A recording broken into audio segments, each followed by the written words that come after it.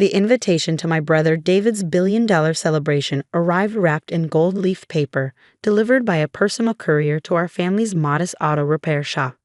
Dad barely glanced at it, continuing to work under the hood of a '67 Mustang. "You should go, Mike," he said, his weathered hands expertly adjusting the carburetor. "Your brother went to a lot of trouble to show off his success." Success. That's what David called it when he abandoned our family business 5 years ago to start his tech company. Now, at 32, he was Silicon Valley's newest billionaire, and he never let us forget it. I watched Dad work, admiring how his hands moved with perfect precision despite their age. Reynolds Auto had been in our family for 3 generations. My grandfather started it, my father perfected it, and now, at 28, I was learning its every secret. "Someone has to keep the shop running," I replied, picking up a wrench. "These cars won't fix themselves." Dad straightened up, wiping his hands on his work cloth. For a moment, he looked like he wanted to say something important, but instead just nodded toward the Mustang. "Let's finish this beauty first." The next evening, against my better judgment, I found myself walking into the Valley's most exclusive hotel. David had rented the entire top floor for his celebration. The elevator doors opened to reveal a scene of pure extravagance. Ice sculptures, champagne fountains, and Silicon Valley's elite and designer clothes that cost more than our shop's yearly revenue. "Mike," David's voice boomed across the room. My little brother finally decided to join us. He strode over, glass of champagne in hand, surrounded by his usual entourage. Everything about him screamed new money, from his $10,000 suit to his perfectly whitened teeth. "Where's Dad?" he asked, looking around with exaggerated concern. "Don't tell me he's still tinkering with old cars." "Someone has to run the family business," I said quietly. David laughed too loudly. "Family business? That old shop is an embarrassment. I offered to buy it, modernize it, turn it into something worthwhile, but Dad's too stubborn, too stuck in the past." A few of his tech friends snickered. I felt my face grow hot but kept my voice steady. "That shop put you through college, and look how I repaid that investment." He gestured grandly at the opulent room. "Tech Future is worth $5 billion. I made more money last week than that shop will make in a century." Before I could respond, the hotel's event coordinator approached anxiously. "Mr. Reynolds, there's an issue with the payment processing for tonight's event." "Handle it," David snapped, waving her away. "I'm celebrating my success." I noticed something odd in the coordinator's expression, but David was already launching into his favorite topic, himself. "You know, Mike, it's not too late. I could give you a job at Tech Future. Something entry-level, of course. Better than wasting your life changing oil." The way he said it, like he was offering a favor to a beggar, made something snap inside me. Our grandfather built that shop from nothing. Dad turned it into the most respected auto repair business in the city. We fix things, make them work better. "What exactly does your company do, David?" His smile turned cold. "We're a tech disruptor. We're revolutionizing digital payment processing with blockchain integration and—" "But what do you actually do?" The question hung in the air. I noticed a few nearby guests shift uncomfortably. "You wouldn't understand," David said dismissively. "It's beyond your technical expertise." Just then, his phone buzzed. He glanced at it, and for a split second, I saw something flash across his face. Fear. "If you'll excuse me," he said quickly, "business calls." As he hurried away, I couldn't shake the feeling that something wasn't right. Dad had always told me to trust my instincts when working on cars. That same sense was telling me my brother's perfect world was about to crash. I didn't know then how right that instinct would prove to be. The next morning, I arrived at the shop early, as usual. Dad was already there, reading something on his ancient computer with an intensity I'd never seen before. "Tech Future's stock is crashing," he said without looking up. "Down 80% in pre-market trading. The SEC has suspended all trading." Before I could process this, the shop's phone started ringing. It was David. "Mike," his voice was frantic. "Is Dad there? I need to talk to him. Now." I handed the phone to Dad, watching his face as he listened. His expression remained calm, but his eyes hardened. "No, David," he said finally. "I won't sell the shop to cover your margins. Not today, not ever." He paused, listening. "You made your choices. Now you have to face them." He hung up, and almost immediately my phone lit up with breaking news alerts. Tech Future CEO under investigation for massive fraud, screamed the headlines. Payment processing scheme exposed, declared another. Dad, I started, but he was already walking toward his office, a small room in the back of the shop that I'd rarely been allowed to enter. It's time, he said simply. Come with me. The office looked the same as always. Worn desk, filing cabinets, framed photos of classic cars. But Dad went straight to an old painting of a Shelby Cobra, removing it to reveal a safe I'd never known existed. Your brother chose flash over substance, Dad said as he worked the combination. He wanted millions without understanding value. But your grandfather, he understood real value. The safe opened with a click. Inside wasn't much. Some old papers, a leather notebook, and a small metal box. Know what these are? Dad asked, carefully lifting out the papers. I looked closer and felt my breath catch. They were patents, dozens of them. All in my grandfather's name. Every major auto manufacturer in the world uses these designs, Dad explained. The transmission synchronization system, that was your grandfather's. The adaptive fuel injection process, his too. He never sold the patents, just licensed them. Been generating royalties for 40 years. My hands shook as I read through the documents. The numbers were staggering. But the shop, we live so modestly. Dad smiled. The shop is real. The work we do here is real. That matters more than money. But make no mistake, Reynolds Auto isn't just an auto repair shop. It's the headquarters of Reynolds Engineering Holdings, worth about $12 billion as of this morning. I had to sit down. David, does he know? David never asked, never cared to learn about the family business, too busy chasing quick millions to notice the billions right under his nose. Just then, my phone buzzed again. Another news alert. Tech Future CEO David Reynolds arrested for securities fraud. Dad picked up the leather notebook. Your grandfather wrote everything down, his designs, his philosophy, his plans for the future. I've added my own notes over the years. It's time you started doing the same. Why now? I managed to ask. Because you were ready? You stayed, you learned, you respected the work. Just like I did with my father.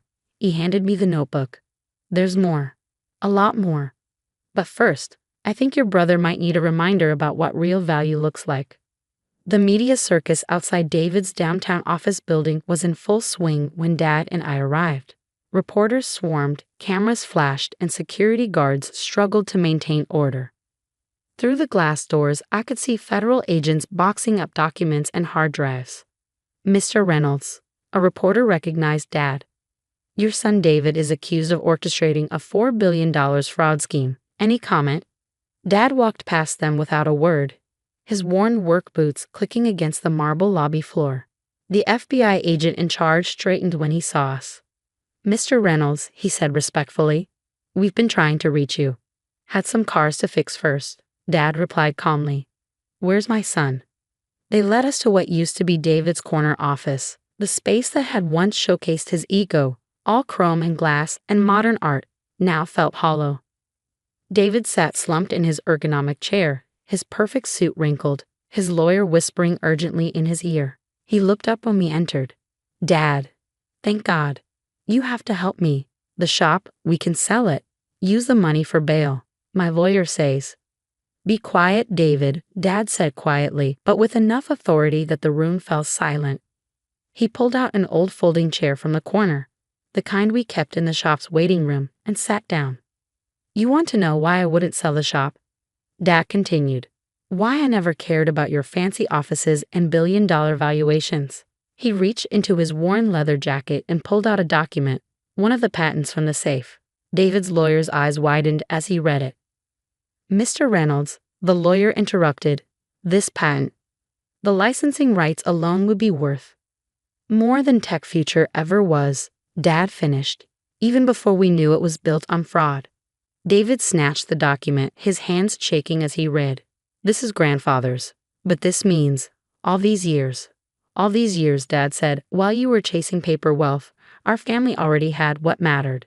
Not just money, though yes, Reynolds Engineering Holdings is worth billions, but purpose, legacy, real innovation that makes the world better.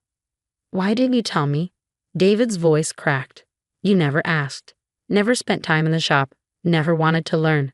Dad stood up. You wanted shortcuts to success, David. There aren't any. The FBI agent cleared his throat. Mr. Reynolds, about the charges. My son will cooperate fully, Dad said. He'll face the consequences of his actions. He turned to David. But after that, if you're ready to learn, really learn, the shop will still be there. David's lawyer jumped in. Actually, about the shop. Given these patents, perhaps we could negotiate a deal with the prosecutors. The shop, Dad cut him off, isn't for sale. Never was.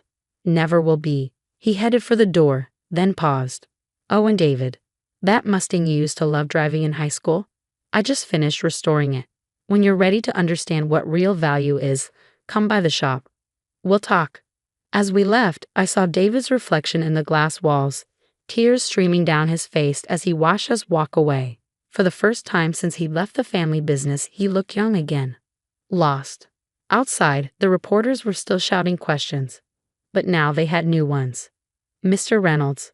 Sources say Reynolds Engineering Holdings owns crucial automotive patents. Is it true your company is worth more than Tech Future ever was? Dad kept walking, but I noticed him smile slightly as he heard one reporter say to another, "Wait, the auto shop guy is the real billionaire?" 6 months later, I sat at Dad's old desk, now my desk, reviewing the latest licensing agreements from Toyota. The shop was still busy as ever, the familiar sounds of wrenches and engines creating their own kind of music, but things were different now. The safe behind the Cobra painting stood open, Grandfather's notebook resting on my desk next to modern patent applications. I'd spent months studying his designs, understanding not just the mechanics but the philosophy behind them. Each innovation wasn't just about making money. It was about making vehicles safer, more efficient, better for the world. David's trial had ended with a plea deal, 5 years in a minimum security prison and full restitution to his investors. But that wasn't the end of his story. Mike, Lisa, our front desk manager, poked her head in. He's here again. I looked through my office window to see David standing in the shop's waiting room. No designer suit today, just jeans and a worn t-shirt. He'd been coming by every Saturday for the past month, ever since the judge approved his pre-imprisonment work release program. The transmission on the Gibson family's Volkswagen needs checking, I said, watching him shift nervously. Tell him to start there. David had started at the very bottom, cleaning floors, organizing tools, learning the basics. Just like Grandfather had made Dad start, like Dad had made me start. No shortcuts this time. I picked up my phone to call Dad, who was at a meeting with German engineers about implementing Grandfather's latest fuel efficiency design. How's he doing? Dad asked, knowing why I was calling. Better, I replied, watching David carefully inspect the Volkswagen's transmission. He's actually listening now. Learning. Good, Dad said softly. Your grandfather would be proud. Later that afternoon, I found David sitting in front of the Mustang, his old high school car that Dad had restored. I was such an idiot, he said without looking up. All those years chasing fake success, trying to prove I was better than this place. I never understood what we really had here. I sat down beside him. You understand now. He nodded, running his hand along the car's perfectly restored fender. Every car that comes in here, we make it better. Every design in Grandfather's notebook, it makes things better. It's not about money, it's about making something real. Think you're ready to learn more? David looked up, hope flickering in his eyes. You teach me? After everything. I pulled out Grandfather's notebook. Family legacy isn't just about inheritance, David. It's about understanding value, real value. That evening, after the shop closed, 3 generations of Reynolds men sat in the back office. Dad had come back early from his meeting, bringing with him the signed contracts for our new electric vehicle charging system. Grandfather's last design, which I had finally figured out how to implement. David sat quietly as Dad explained how Grandfather had built everything, how each patent was designed to make vehicles safer, more efficient, more accessible. How the billions in licensing fees were just a side effect of doing good work. I made engines talk, David said suddenly, making us both look at him. Before Tech Future became about stock prices and impressing investors, I actually created something real, software that could diagnose engine problems just by listening to them. but I abandoned it because it wasn't flashy enough. Dad smiled. Grandfather would have loved that idea. It's not too late, I added. The shop could use a good diagnostic system. For the first time in years, I saw my brother's eyes light up with real purpose, not the artificial excitement of stock prices and valuations, but the genuine passion of creating something worthwhile. Today, Reynolds Auto looks much the same from the outside, a family-owned shop dedicated to fixing cars and solving problems. But inside, innovation thrives. David's diagnostic system is revolutionizing how we repair vehicles. Our patent portfolio continues to grow, each new design focused on making transportation better, safer, cleaner. The billions, they're still there, still growing. But like Dad always said, that was never the point. The real value is in the work itself, in the legacy of 3 generations dedicated to doing things right. Last week, a young mechanic fresh out of technical school came looking for a job. I watched David show her around the shop, explaining our philosophy with the same patience Dad had shown us. Remember, I heard him say, anyone can chase money. We chase excellence. Dad stood beside me smiling. Think she's ready to learn about the safe behind the Cobra? I watched her eyes light up as David explained how to properly diagnose an engine problem. Not yet, but she will be. Because that's what real legacy is about, not just preserving wealth, but passing on the understanding of true value. One lesson, one innovation, one person at a time.